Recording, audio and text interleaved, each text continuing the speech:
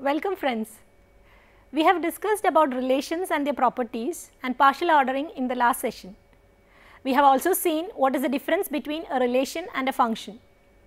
Let us discuss a bit more about functions in this session to have a better understanding of different types of functions. Relations and functions part 2.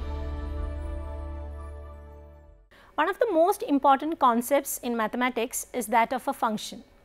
The terms map, mapping, transformation and many others mean the same thing. The choice of which word to use in a given situation is usually determined by tradition and the mathematical background of the person using the term. Let us recall the definition of a function. Suppose that to each element of a set A, we assign a unique element of a set B. The collection of such assignments is called a function from A to B. The set A is called the domain of the function and the set B is called the target set or codomain. Functions are ordinarily denoted by symbols. For example, let f denote a function from A into B, then we write f from A to B, which is read as f is a function from A into B, or f takes or maps A into B. If A is an element of A, then f of A, read f of A, denotes the unique element of B which f assigns to A. It is called the image of A under f or the value of f at A. The set of all image values is called the range or image of f. The image of f from A to B is denoted by range of f, image of f or f of capital A. Frequently, a function can be expressed by means of a mathematical formula. For example, consider the function which sends each real number into its square. We may describe this function by writing f of x is equal to x square or x goes to x square or y is equal to x square. In the first notation, x is called a variable and the letter f denotes the function. In the second notation, the barred arrow is read goes to. In the last notation, x is called the independent variable and y is called the dependent variable, since the value of y will depend on the value of x. Whenever a function is given by a formula in terms of a variable x, we assume, unless it is otherwise stated, that the domain of the function is R or the largest subset of R for which the formula has meaning and the codomain is R. Let us see some examples. Consider the function f of x is equal to x cube, that is f assigns to each real number its cube. Then the image of 2 is 8 and so we write f of 2 is equal to 8. The figure shown defines a function f from A, the set A, B, C, D into the set B, R, S, T, U in the obvious way. Here f of A is equal to S, f of B is equal to U, f of C is equal to R and f of D is equal to S. The image of f is the set of image values, the set R, S, U. Note that T does not belong to the image of f because T is not the image of any element under f. Now the next example, let A be any set.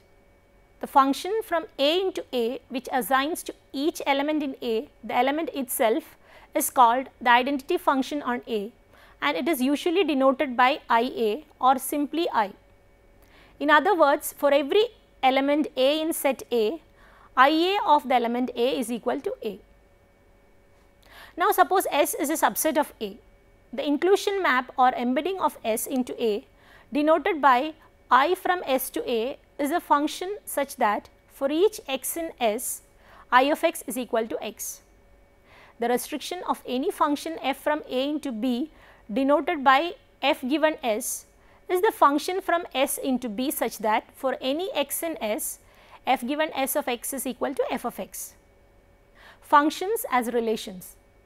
There is another point of view from which functions may be considered.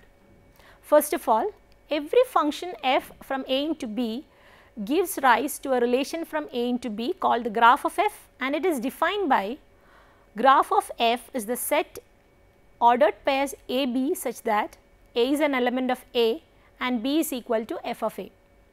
two functions f from a into b and g from a into b are defined to be equal, written f is equal to g if f of a is equal to g of a for every a element of set A. That is, if they have the same graph. Accordingly, we do not distinguish between a function and its graph. Now, such a graph relation has the property that each a in set A belongs to a unique ordered pair a comma b in the relation.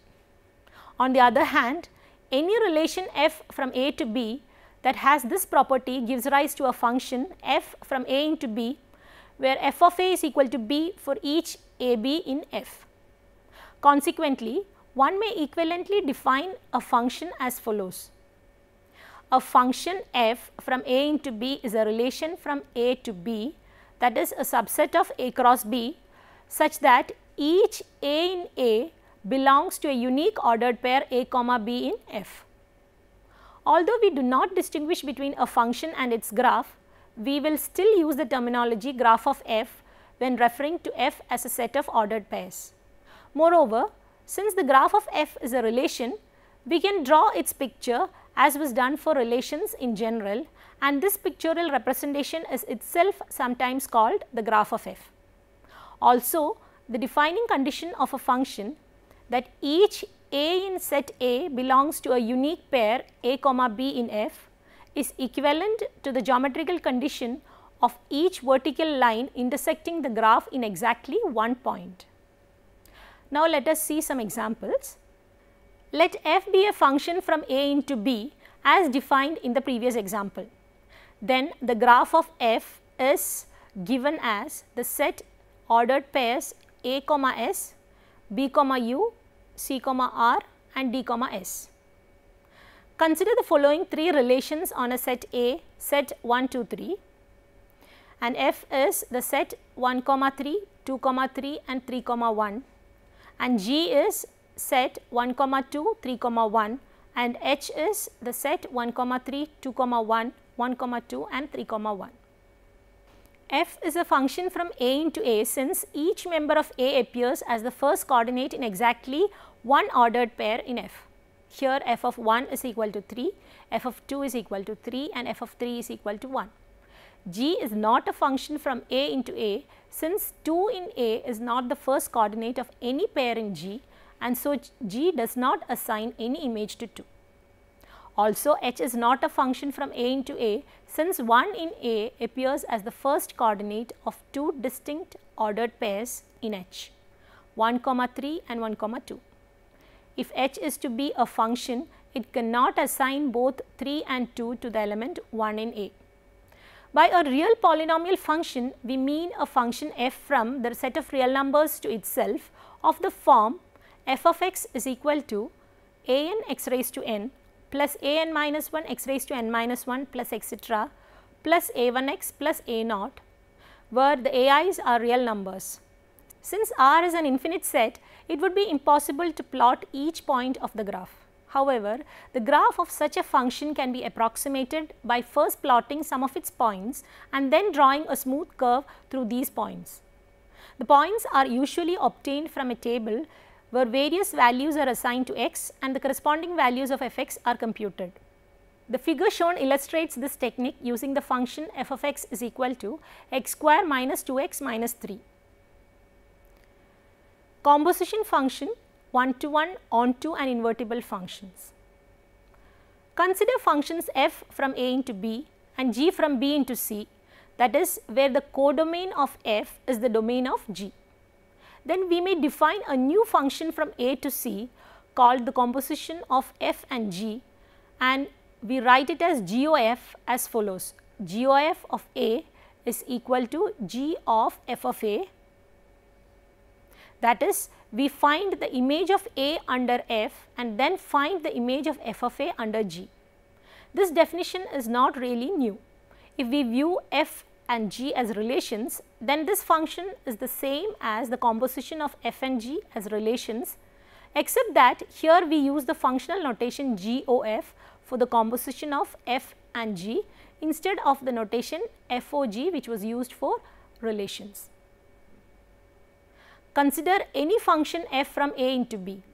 Then FOIA is equal to F and IBOF is equal to F, where IA and IB are the identity functions on A and B respectively. A function f from A into B is said to be 1 to 1 if different elements in the domain A have distinct images.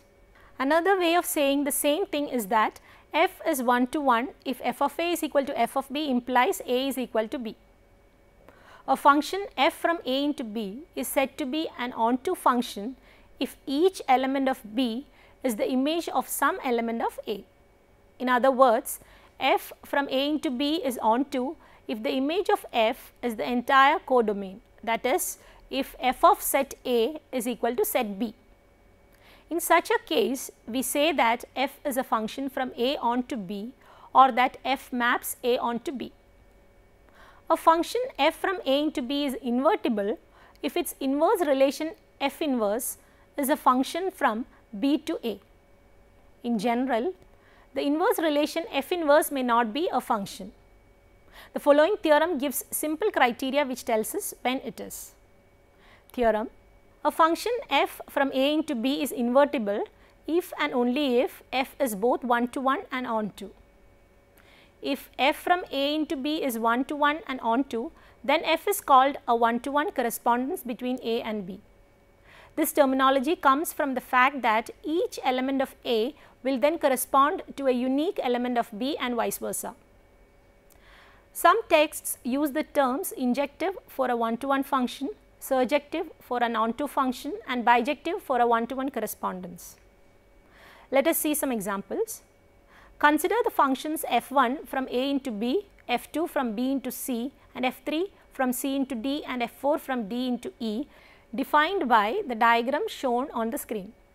Now, f1 is 1 to 1 since no element of B is the image of more than one element of A.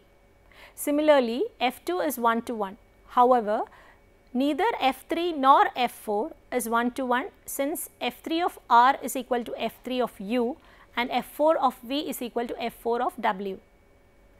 As far as being onto is concerned, f2 and f3 are both onto functions since every element of C is the image under f2 of some element of B and every element of D is the image under f3 of some element of C.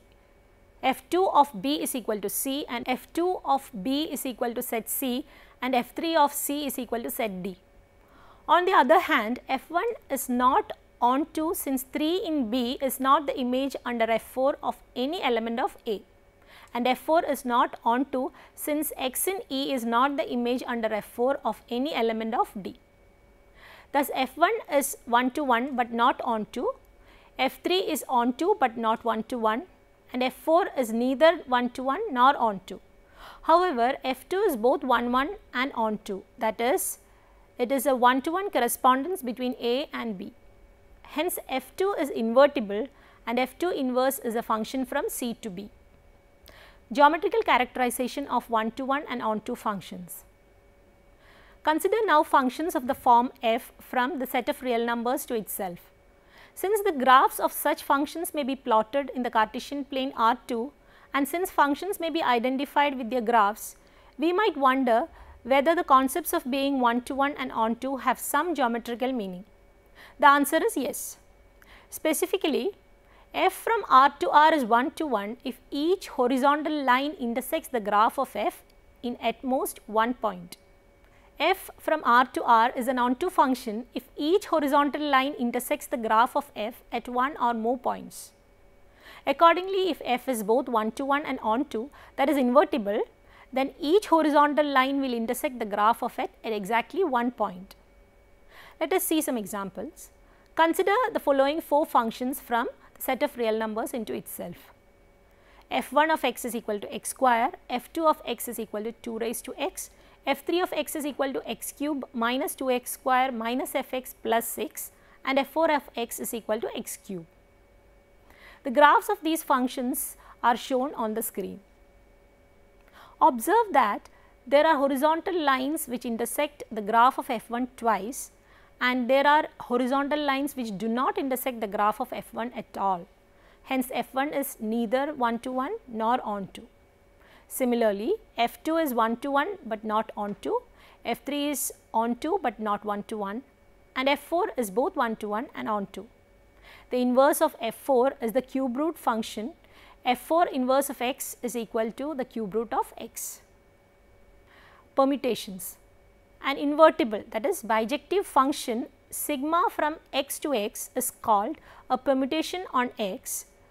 The composition and inverses of permutations on x and the identity function on x are also permutations on x. Suppose x is equal to the set 1, 2, etc. n, then the permutation sigma on x is frequently denoted by sigma is the set 1, 2, etc. n going to j1, j2, etc. jn, where j of 1 is equal to sigma of I. The set of all such permutations is denoted by Sn, and there are n factorial, that is n into n minus 1 into etc. 3 into 2 into 1 of them. For example, let sigma be 1, 2, 3, 4, 5, 6 going to 4, 6, 2, 5, 1, 3, and tau be 1, 2, 3, 4, 5, 6 going to 6, 4, 3, 1, 2, 5. These are the two permutations in S6, and there are 6 factorial, that is 720 of them. Sometimes we only write the second line of the permutation, that is we denote the above permutations by writing sigma as 4, 6, 2, 5, 1, 3 and tau as 6, 4, 3, 1, 2, 5.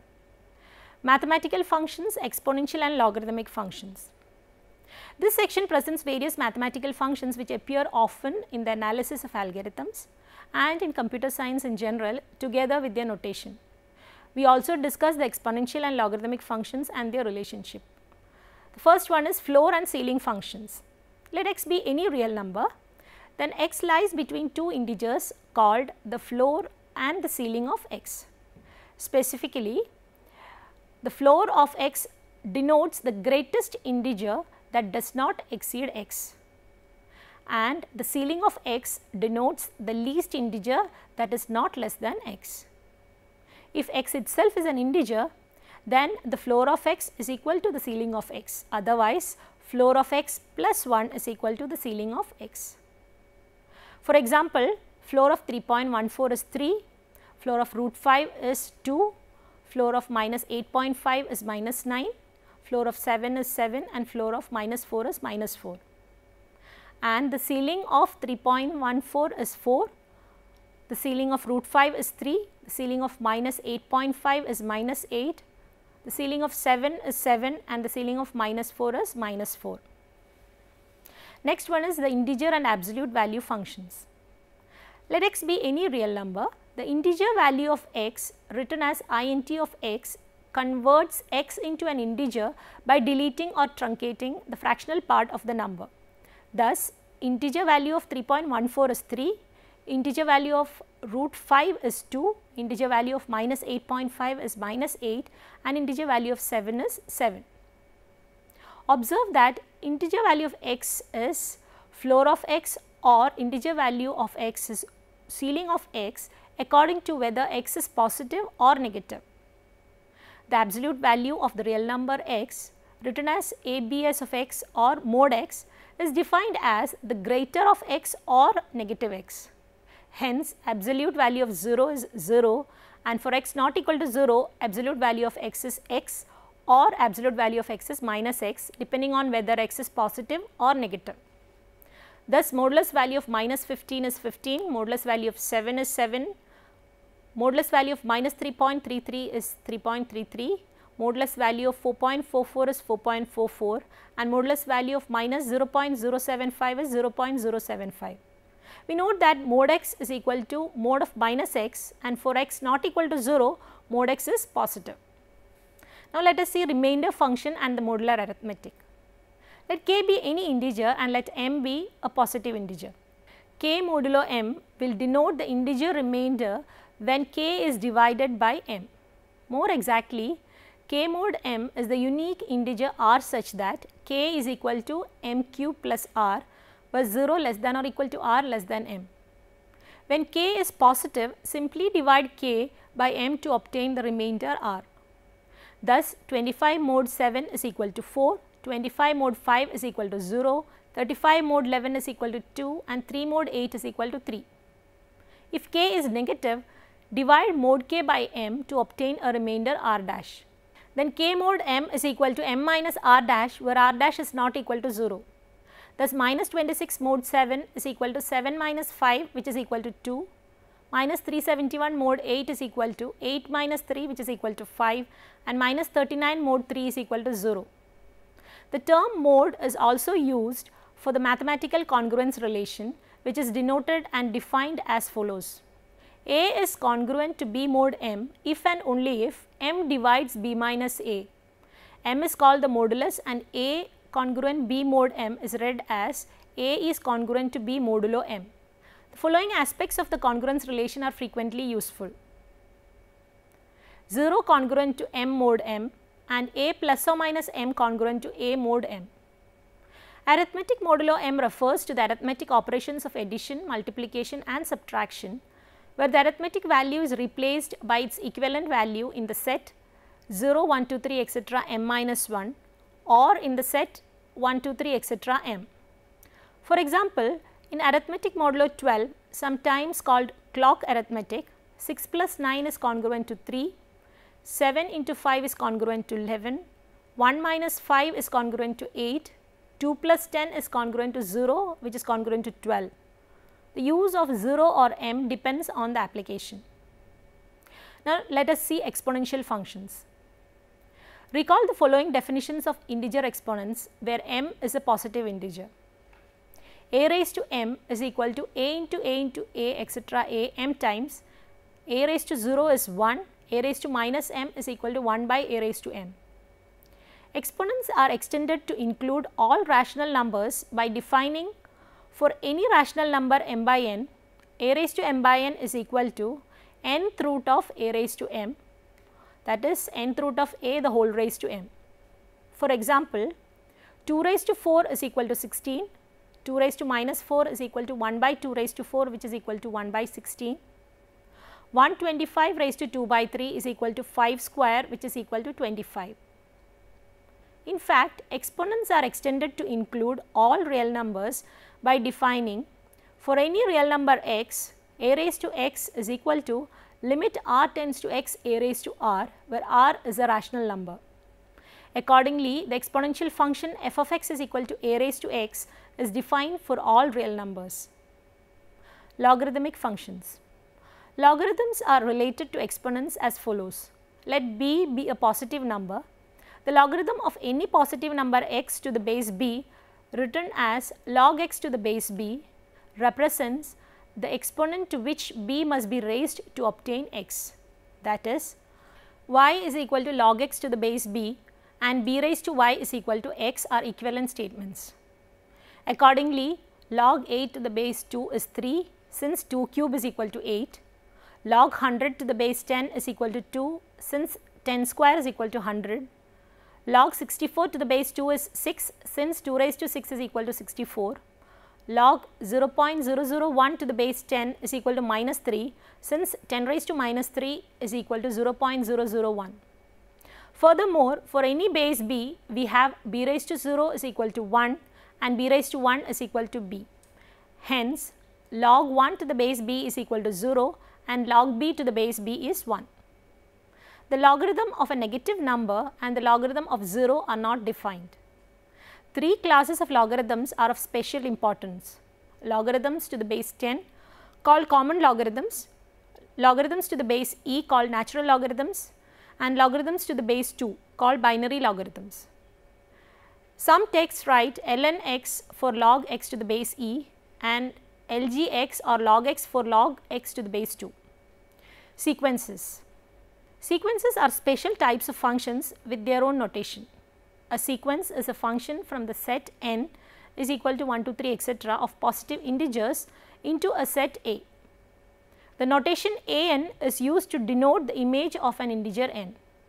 Thus, a sequence is usually denoted by a1, a2, a3 etc. or the set an where n belongs to the set of natural numbers or simply the set an. Sometimes the domain of a sequence is the set 0, 1, 2, 3 etc. of non-negative integers rather than n. In such a case, we say n begins with 0 rather than 1.